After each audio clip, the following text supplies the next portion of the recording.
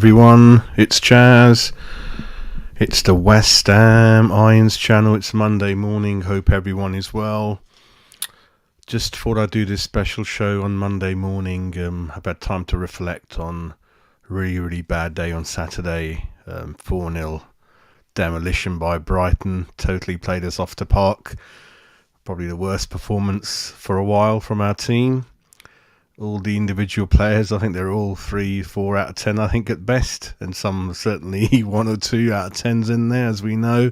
But I didn't want to go into that game in this show. I think I've already done a couple of shows around that, and I just wanted to sort of take a couple of steps back and think about the mess we're in at the moment, how we got here, how can we improve, and looking at the general model of a successful football team, what it should be, the different areas, departments that make a successful football club head in the right direction. Obviously, we often speak about clubs such as perhaps Leicester City in the past, Brighton and Brentford in more recent times as models of reasonably good clubs that are run really well.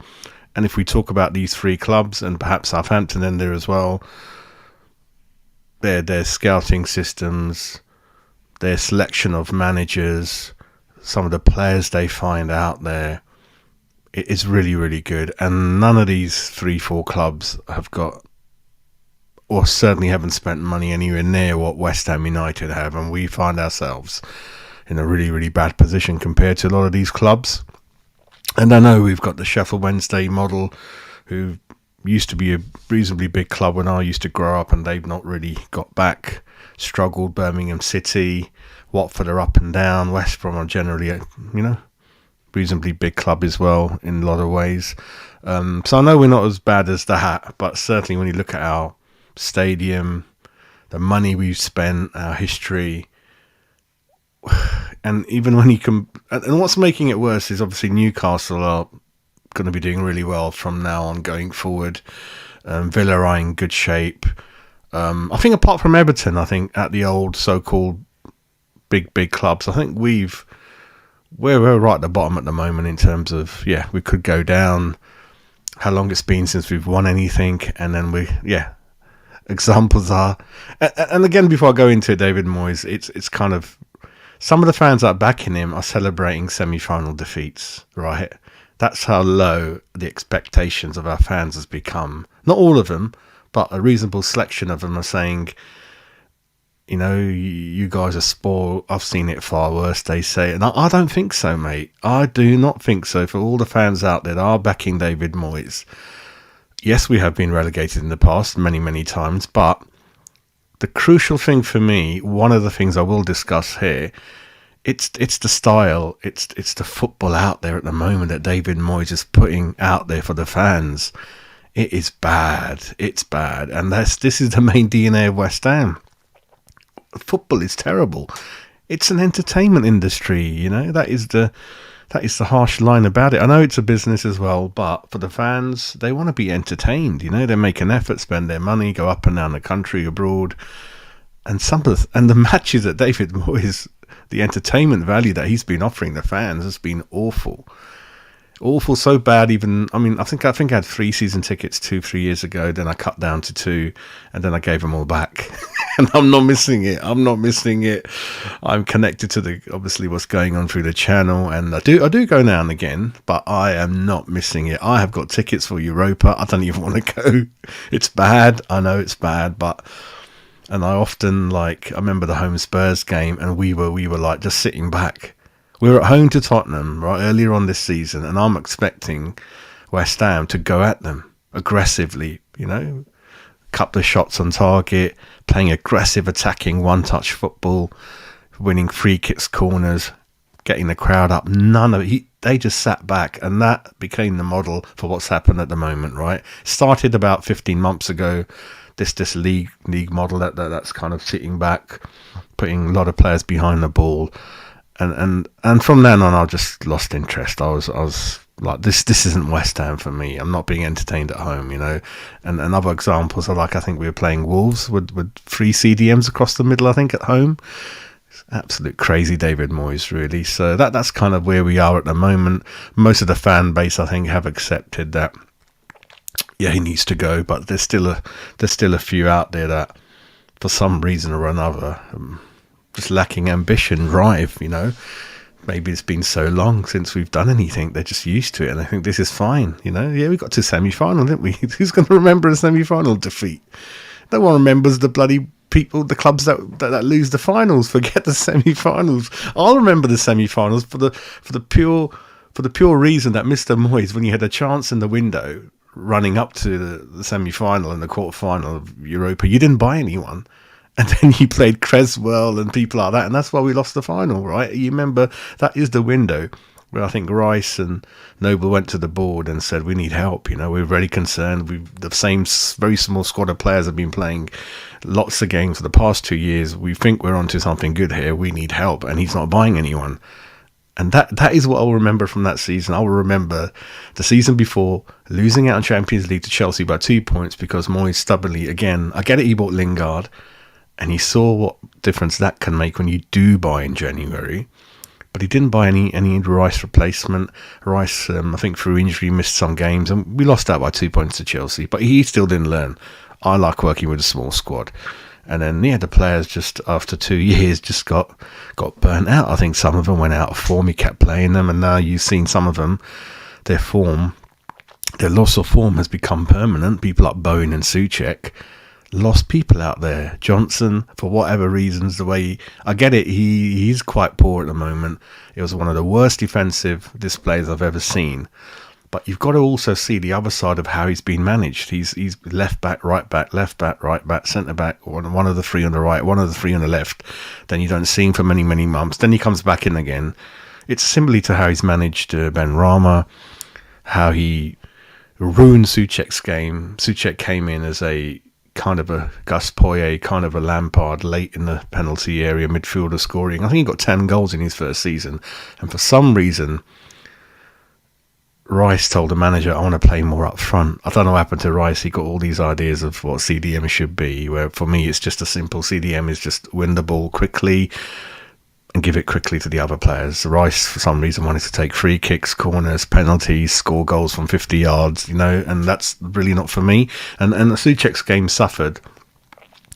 And why David Moyes? It took him a year and a half to figure out what's going wrong, when many, many people watching like our channels kind of knew that, really. So lots of situations of David Moyes, predominantly, transfer market, really.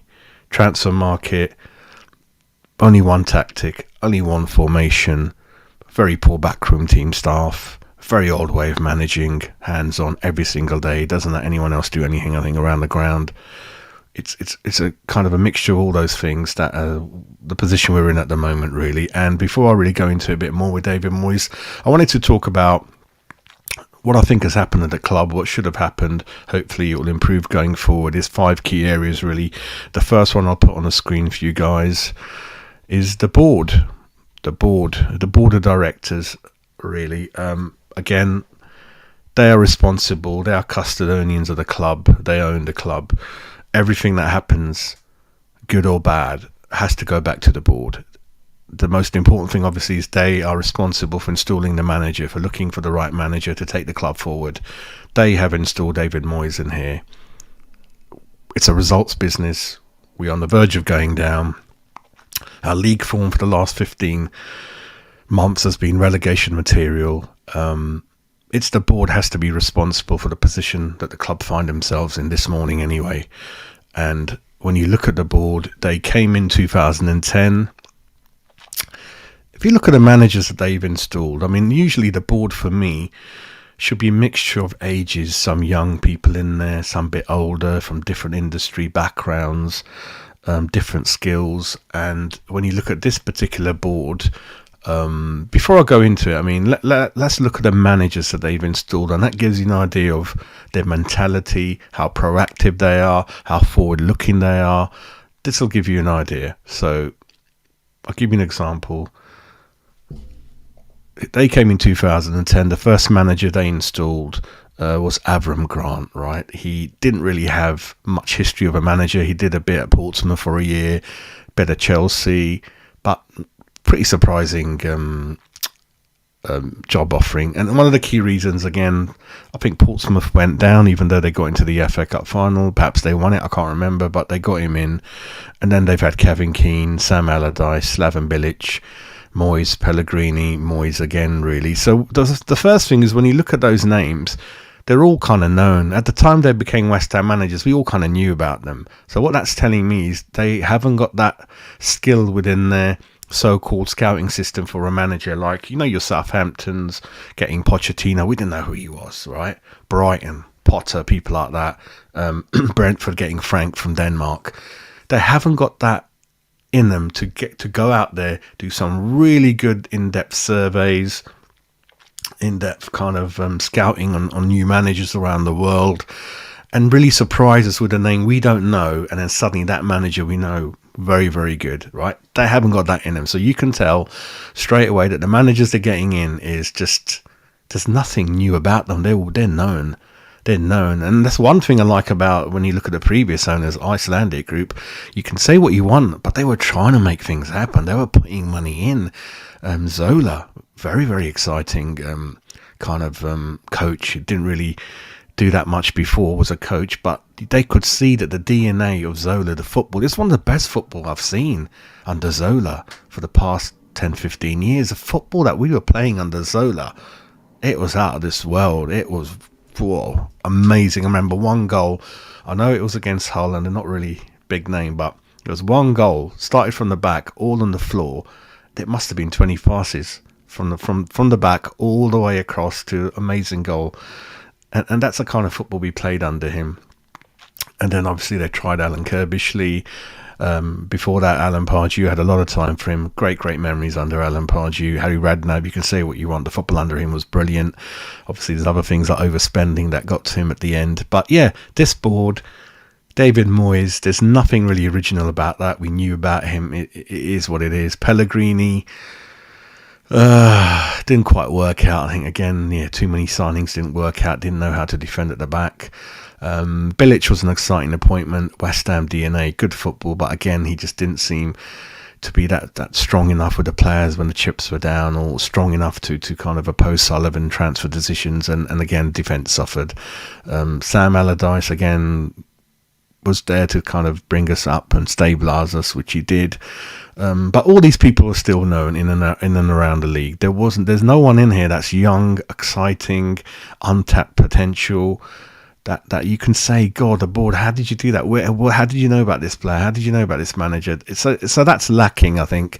So it is kind of more kind of reactive than proactive. And like the players they signed, the board tend to just call their best friends up in and around football and say, like, any managers, and they'll often probably talk about managers that they're agents of.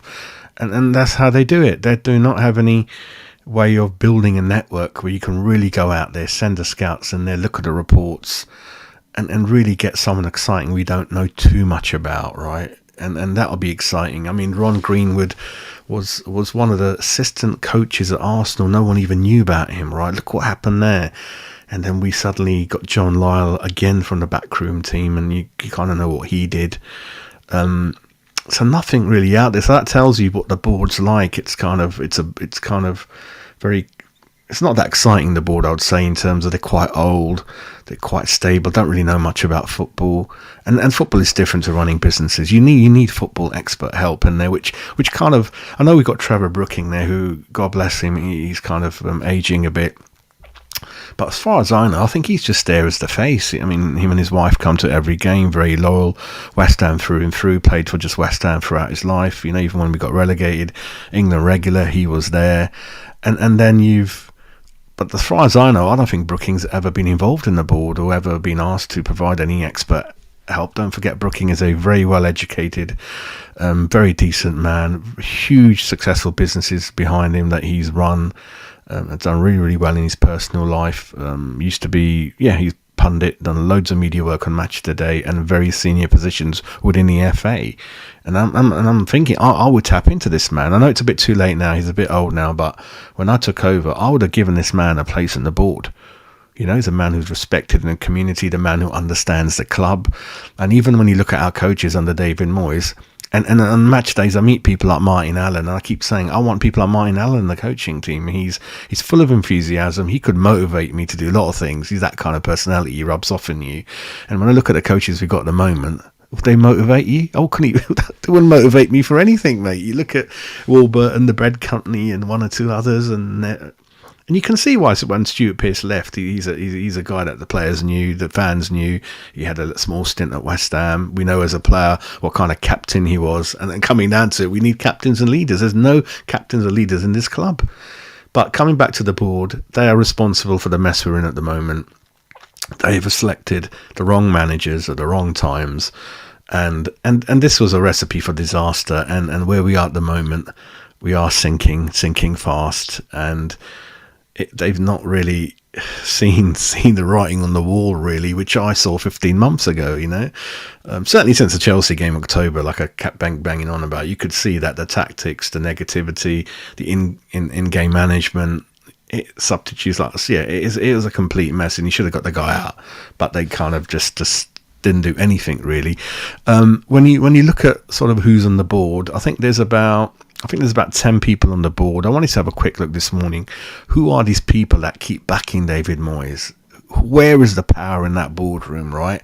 And when you look at it, obviously you got David Sullivan, but then you've also got, expectedly, two of his boys are in there, I think. So that's three of them there. You've got Karen Brady again, who's quite close to Sullivan. You got J. Albert Tripp Smith, who's got about 10%, I think, of the club, a little bit less. He sent them money. You got Andy Mollett, who's a CFO, like an accountant type. Then, interesting enough, obviously, because of Kretensky's investment in the club, he's got two people from his end. He's got Peter Mitka and Marek Spurny, really. But largely, as expected, the power lies with Sullivan through his two sons, Karen Brady, Andy Mullett, CFO, who he's given him the job anyway, so he's going to do what he tells him. Then you've got J. Albert Tripp Smith, who lends money sometimes, has got shares in West Ham. So they predominantly, I think, have got the power in terms of what's happening now. The only two that could be strong enough to challenge that is Peter Mitka and Marek Spurny, Kretensky's representatives, but that's just two of them. And then and there's one other chap, Dan Cunningham, who is David Gold, rest in peace, his son-in-law, married to one of the daughters, and then you've got the two daughters as well, but then the two daughters, I think, I mean, with respect, running very good, successful businesses, very clever ladies, but in terms of football knowledge, and I could be wrong, I don't think they know a lot. And so it's whatever Sullivan says, it happens. It is a bit of a dictator type of thing. I know that happens at a lot of clubs. I know, like the Glazers, but the difference with the Glazers, when you look at them, they're different ages. So that's the thing, right? Here, you've just got Sullivan, who's really getting on a bit. David Gold, who's passed away, two daughters who don't know nothing about football, Brady, who's not even a West Ham fan, and if anything, she does everything she can that kind of makes us angry. You got the two sons who, they're too young. They're too young, I think, and I don't know what their background education is and stuff like that. You really need someone in the middle age bracket, someone like Kretensky. But that Kretensky at the moment, I think we're a very small part of his portfolio. He's busy out there getting contracts for making batteries in the UK. Other stuff. He's at Sainsbury's and Royal Mail and all that stuff. So I don't know how much focus he's got on West Ham. Certainly, what the news happening is that he could be interested to buy all the shares that the Gold, David Gold's daughters have got, which will make him the most, or one of the, very close to Sullivan's percentage holdings, about 150 million. If that happens, then Kretensky is the number one owner, and there's also rumours that Sullivan's thinking of getting out the club in the summer, or certainly not be the number one shareholder anymore. Then we could begin to see different things, really, in terms of the stadium ownership, the investment in the training ground facilities, the scouts. All of it needs a revamp. And then when you look at 2010 when they came in, I don't think much has changed in terms of infrastructure at the back. We don't own our own ground training facilities. A lot of the people in key areas at West Ham, outside the board, even department marketing managers, they're not West Ham fans. And you remember some of the videos, the cringy videos they used to do, they used to embarrass the club. They're not West Ham. They don't understand West Ham, right? Even the people at the ground, they're hired by that Olympic legacy company, and they're not West Ham fans. They haven't got a clue what's going on. There's no relationship with the fans or anything, really. But let's go back to the board. The board. So this is our board, and I don't think they're really up for making any quality key information decisions, based on what I've said. So this is the board, and what the board should also do once they've selected who they want in terms of so first of all, you come in, you buy the club, you select the board, and then you've got people in there with different qualities. You've got accountants, you've got lawyers, you've got entrepreneurs, but more importantly than not, you need some football people in there. In my view, you need some football people in there. There's none of that in there really for me, and it's all just Sullivan dominating at board level, I think, through his sons and best friends and all that kind of thing. So you're not really going to get a quality decision at board level. So that's kind of why we are where we are at the moment. No changes at the moment. I think another important thing is, obviously, you're looking at other clubs as well. You've got the board, before it installs its manager, again, working with ex-players, community people attached to West Ham, understanding the West Ham history. You've got to set up a philosophy. For me, if I was the owner, like I said, within the board, I would have at least one, if not two, West Ham connected person, right? And I would even go as far to say, I would consider even bringing Noble into the board at some stage, and certainly would have someone like Brooking in there. In the past, definitely, not sure now, but I would have had someone of his standing in there, right, making decisions, guiding me in the right way. Although I might have the power at the end, but I would certainly have him in there with some kind of say and power, really. That's all I'm saying.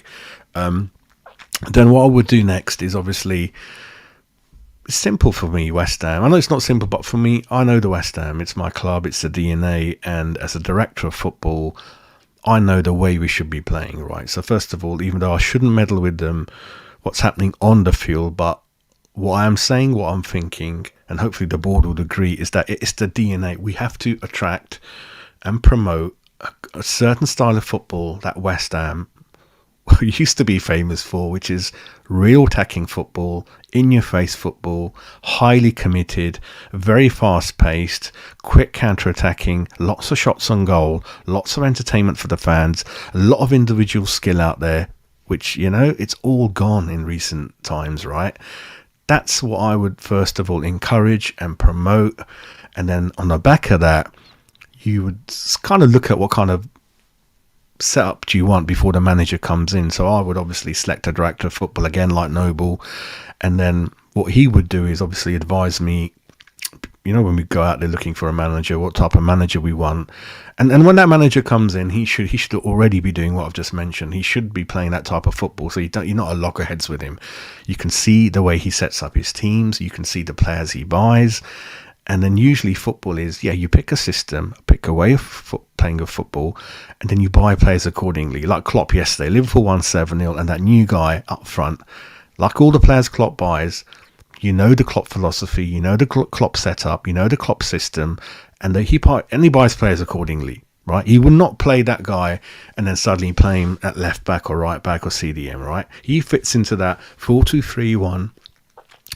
Where Mane left, he slots into one of those roles because he's similar. He's got skill, he's got pace, he's young, got goals in him. I think he's got 8 goals in 4 games or something like that. That's football. And you look at other examples, even like Spurs. That Spurs might look like they're 5th or 6th in the league. There's a lot of issues in terms of the way Daniel Levy runs the club and the managers. He's bringing in managers that are not Tottenham DNA. Examples are like, they bought that Spence 20 million fullback out on loan, didn't even play. Got another 40 million fullback here, 1 or 2 players. You've got that Richarlison, 50-60 million, never plays. So you can obviously tell from the outside. You don't have to be an expert. You can tell things ain't right there. That ain't normal, mate, what's going on there. Look at our own club. Look at Skamaka. Why is he not playing? What's going on? Do you know? there's a lot of things don't make sense. Kehrer, people like that. I mean, Areola's got a chance now, but why is he one of the highest paid and he's second choice? Who's made these financial decisions? There's a lot of things that are wrong. So going back to what I was talking about, director of football, that will help me and the club in understanding and promoting the philosophy of what we're trying to do here. Scouts, again, you bring scouts in that are kind of got a good track record. Again, I would love to use ex-players as scouts. Ex-players are always, I hear from so many of them saying, Jazz, we want to help the club. We're just not connected with the club. They don't talk to us. There's so many players. I think Mark Ward, top of my head. Wardy's always like, I would love to help West Ham. I would love to tap into those players. They've played the game at the highest levels. They understand West Ham. Go out there. We got enough money to build up a really big network all over the world in every single continent. And then they know the players we want. Wardy and all these Martin Allen, they would know what type of players we want. They understand football, right? And they understand the club philosophy. And on the back of that, you would install a manager who plays that type of football. So people like Avram Grant, Sam Allardyce, David Moyes, they certainly should not have been in the frame to be West Ham managers. The best I would do is, Sam perhaps was kind of not a bad decision, but not long term, just to stabilise us. Same as David Moyes. I think him and Eddie Howe was the only ones I was thinking about when he first came in. I gave preference to David Moyes because of the experience, and I thought he'll handle the pressure a bit more than someone like Eddie Howe, at Bournemouth. So again, now we kind of can learn that Eddie Howe was the bad choice, but it was just me at that time. And he did it. He kept us up twice, David Moyes, but the wrong decision was to hold on to him. And that's where you got to learn how to let go at the right time and then bring the people back in at the right time, really. So once you've got your club philosophy, your scouts, your director of football, the good board members with good football knowledge, then you hire that manager, right? And you're already on a good front because he's going to play good football. And then you try to, obviously, with a backroom team, you'll speak to him, whether some clubs have a permanent coaches are always there, and then the new managers will bring 3-4 with them. Sometimes they bring all of them in there. That's up to you at the negotiation stage what you want to do, right? But what you are never going far away from is philosophy. Is the foundation is there what we're trying to do here. That is so important. That is so important, right? So when you're buying players, you're going to be happy anyway because he's going to be buying attacking players, or certainly players in the right positions, and then you kind of use director of football to perhaps voice any small concerns in terms of what we're trying to buy. If you don't agree with it, you just want an understanding. As a custodian and the money owner and the checkbook writer of a club, you do have a reasonably right to say, like, Mr. Moyes, I'm going to give you 180 million in the summer, but before I give it to you, slightly concerned about what's gone on in the last 8 windows. Like, we haven't bought anyone in 3 windows, and then when we have, I've kind of had to force you to buy someone with a day to go. And if we did buy someone and I told you to buy someone, or the board recommended we do something, you didn't do anything, and we missed out on perhaps getting into European final, or perhaps even qualifying for Champions League. You just have those discussions, and you can have them through your director of football, because director of football will have more of those one-to-one meetings with the manager, and then relay those meeting reports back to the board, back to the owner. It's that kind of cycle, really. You've got different steps of hierarchy there, haven't you, to understand it. But by all means, what you don't do or do want to do consistently is your record signings failing at West Ham, which is happening. If you go back to Diop, Issa Diop, Philippe Anderson, Haller, Paqueta, even Scamacca, and these signings for a lot of money, Vlasic, they've all flopped. And that is a very, very worrying pattern, really. And you've got to look into it. Why? I mean, there's obviously rumours that some of these players were mentally not right for the Premiership. Well, go and check it out then. There's rumours that the Brighton manager is saying things about Scamacca, saying that I had him at Sassuolo, but I never used him because I thought he had mental issues or wasn't mentally right to start. So, if you're going to pay that much money for record signing, you've got to check them out. I mean, John Lyle used to check out the families, used to always like to buy players that are settled down, they're happy in their life, like I said, if they're happy at home, they're happy mentally, they play good football for West Ham. So John always used to speak to the family, the missus, the kids. You do your homework. It's your job. right? Especially when you're spending that much money and then player after player is failing, right? And then you've got obviously, you've got Skamaka, you've got Danny Ings, but Danny Ings, it doesn't take a rocket scientist. He plays well with two up front. You're not doing that. The guy looked isolated at the weekend. And then in terms of players, academy, I mean, it's in West Ham's history. We got to promote academy players, and I don't know what's happening on the ground, but I'm worried now that any future player around London, maybe even from Essex, he's going to go Arsenal, he's going to go Chelsea, he's going to go Spurs, even Brentford. We're not going to get him. It's a huge area that Essex covers, and West Ham, even into Suffolk and Norfolk and things like that. But you got to look at it, and it doesn't help Sullivan's comment saying, "Yeah, I'm not interested in building up." The youth structure takes a lot of money, and only one player in a blue moon comes in. You don't want to hear that, do you? Right? And it's the same training ground. It's a crap training ground. I think they've still got Chadwell Heath, but I don't think that's changed from even Harry Redknapp's days, really. So it's a lot of things that are just not right at the club. And what's happening at the moment, the blame has to go back to the board, really. And then, club. That is kind of the club philosophy. You've got to have that. You've got to have the right board. You've got to have the right scouts philosophy, and then you track the manager, the one you want that meets that criteria, really. Backroom team, coaches. You got to have a say in all of it, really. Transfer policy, again, at the moment, David Moyes, we do know he, for some reason or another, he's a very, very stubborn man, does not like to buy players willingly. I mean, I've never come across a manager like that in my life. It is weird, isn't it? There's not many instances, situations where the board is like telling him to buy. It's usually the other way around, isn't it? How many managers we see telling the club to spend money, and now we're doing it, or willing to do it last 1 or 2 seasons anyway. He just didn't want to do it. And he has seen the benefit of actually buying in January, as an example, with Lingard and people like that. How much it can propel you halfway through the season, G you up, new player through the door halfway through the season, it just doesn't do it.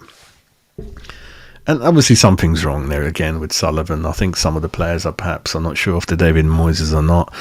It's just weird what's happening. Some players go through the doors and he just, like Ben Rama, he doesn't even talk to him properly, doesn't even like him. Again, he got taken off at half time when you're looking to get back in the game, and then you're not going to see Ben Rama 3-4 games now, because I think Fornells is back in now. It's just a shit show, mate. Absolutely shit show from the manager. And why they're still backing him, I ain't got a clue, mate. I have not got a clue. And what it's making me say again, they're not thought about this.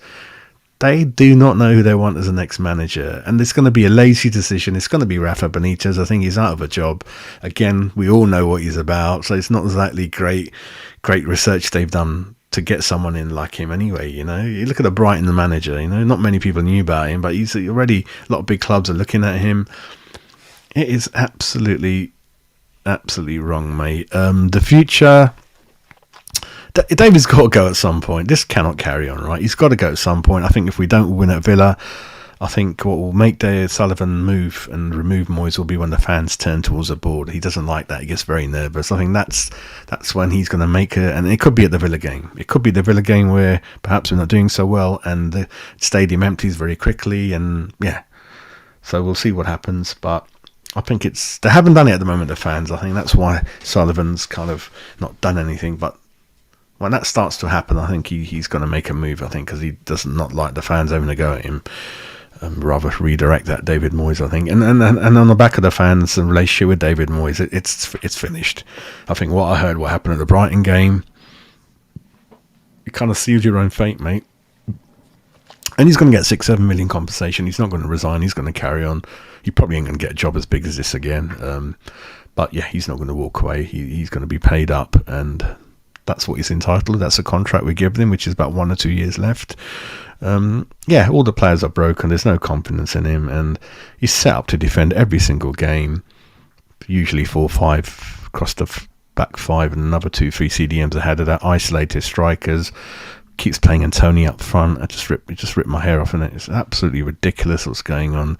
The future, again, it's complicated because Sullivan, I don't know how long he's got left. It can't be that many years as a West Ham owner. He's getting on a bit. His sons are really, really young.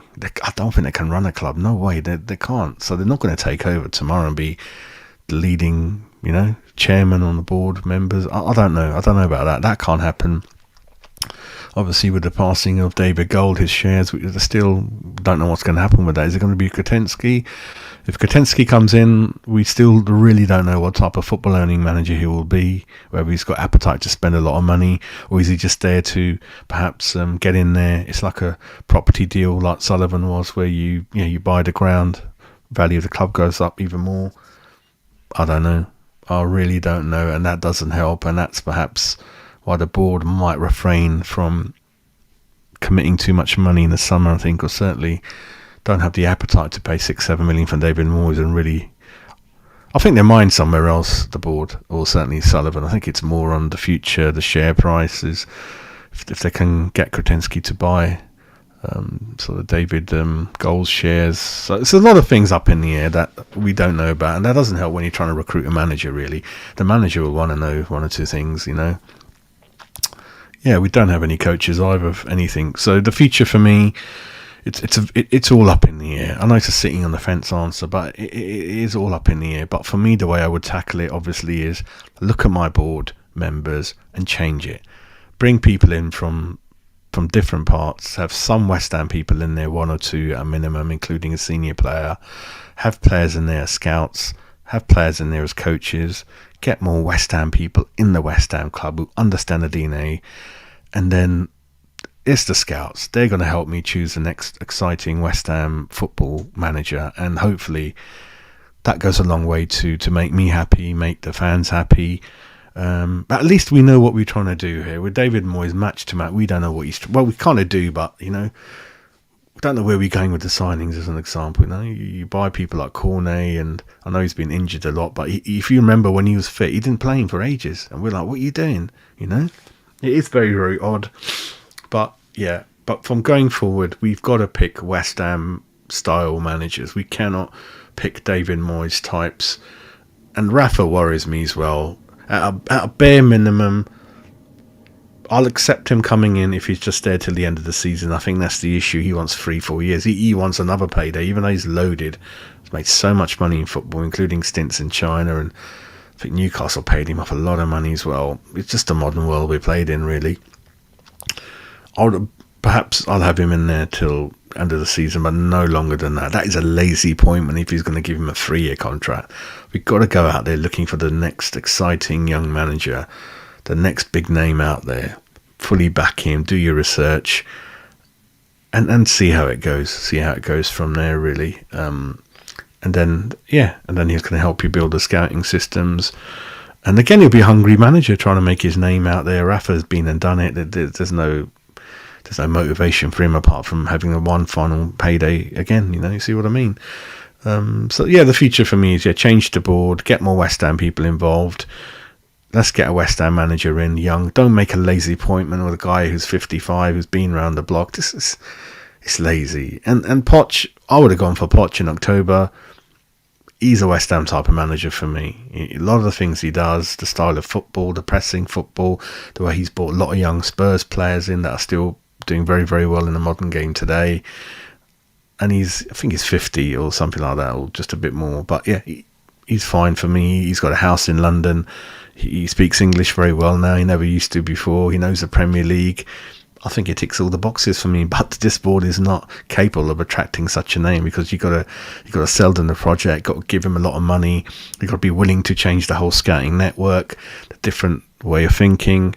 Got to do all of this for this new manager, and I don't think they're up for it. They're lazy. They just want to sell up soon, so they're not interested. So anyone wants to buy the ground, they're not bothered. A new owner can do it, because that'll be built into the price, wouldn't it, really? So so it is what it is. But I just thought that we mustn't get away from the fact, I think what's happening at the moment is all due to the board. They instructed the manager, they put him in, and he's still here today because of the board. And they've had long enough to set up the West Ham philosophy for a long time. 2010 they came in, 13 years ago, and nothing's changed. It's gone worse, like I said, for all those reasons. And the board have got to be accountable, right? The board have got to be accountable, and they need to change a lot of things at this club. And for me, they got to go, mate. And the quicker they go, the better, because the fans will never forgive them for what's happened at the moment, and still a lot of fans rightly so upset about the Upton Park, how we left them, all the lies they gave us. I've done shows there, and I've shown you where the flats are much higher than the East End would have been. They could have easily stayed there, but that's for another show. Lies, lies, lies, like we often used to sing sometimes, about 4 or 5 years ago, when again we were struggling. But yeah, for me, yeah, nothing's going to change while they're here, but then I don't think they're going to be there that long now. I think there's going to be some kind of change at some level. You can't just sort of carry on managing the club this way. I think sooner or later they're going to I think they're going to get good returns on their money. I think they spent about 100 to 200 million on the club, and I think they're looking for about 650 million. So that's, it's already tripling your money at least, really. So that's not a bad shout for them in 13 years, is it? Making 400 million or whatever, split between all the shareholders, really. So yeah, we need a young owner, different type of board, a West Ham attacking young manager, really. That's what we need. That's what I want. And let's just see what's happening. This season's a write-off. Day by day, we'll see what happens with David Moyes, really. If we go down, I don't want to think about it at the moment, but yes, we easily could. It's going to be very, very close, as we know. I wouldn't want to take that risk as the board, but they're just carrying on with it. It's up to them, really. But I don't want to, again, for another show, if we go down, what's it going to look like? Half-empty stadiums. A lot of the players probably go according to what's in their contract. Will we ever go up again? How much money will we lose? That's for another show. But in this show, for me, the board have got to be accountable for what's gone on and sort things out, which I don't think they're going to do. It's too late for that, but I thought I'd just outline, discuss what I've been thinking, really, about what's gone wrong recently and since they came into the club, and what's wrong, and how we got to this situation where we are at the moment, which again, in summary, is that Sullivan's got a lot of power in the board, and why David Moyes is still here is largely down to Mr. Sullivan, really. So anyway, have a nice Monday. Thanks for watching. Please subscribe West Ham Irons channel if you haven't already. We are getting close to reaching 2,000 subs again. Thank you for your support. That's what motivates me to carry on. And yeah, have a great week, and let's see in the coming days what kind of stories come out of our beloved EastEnders club, West Ham. Take care. Have a great day, everyone.